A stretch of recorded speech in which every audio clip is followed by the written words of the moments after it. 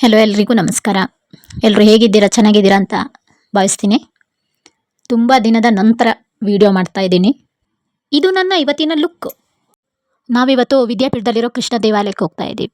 ದೇವಸ್ಥಾನಕ್ಕೆ ಹೋಗಿ ದೇವ್ರಿಗೆ ನಮಸ್ಕಾರ ಮಾಡಿಬಿಟ್ಟು ಚಂಡಿಕಾ ಹೋಮ ಇದೆ, ಚಂಡಿಕಾ ಹೋಮ ನೋಡ್ಲಿಕ್ಕೆ ಹೋಗ್ಬೇಕು ಇವಾಗ.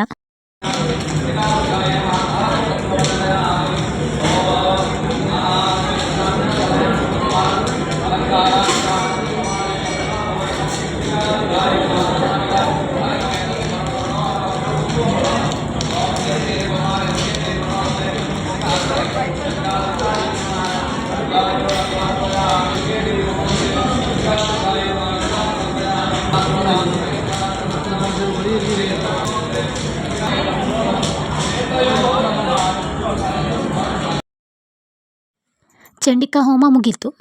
ದೇವ್ರ ಪ್ರಸಾದ ತಿಂದ್ಬಿಟ್ಟು ಮನೆಗೆ ಹೊರಡಲಿಕ್ಕೆ ಸಿದ್ಧ ಆಗ್ತಾ ಇದ್ದೀವಿ. ಇದು ಇವತ್ತಿನ ಮಿನಿ ವ್ಲಾಗ್.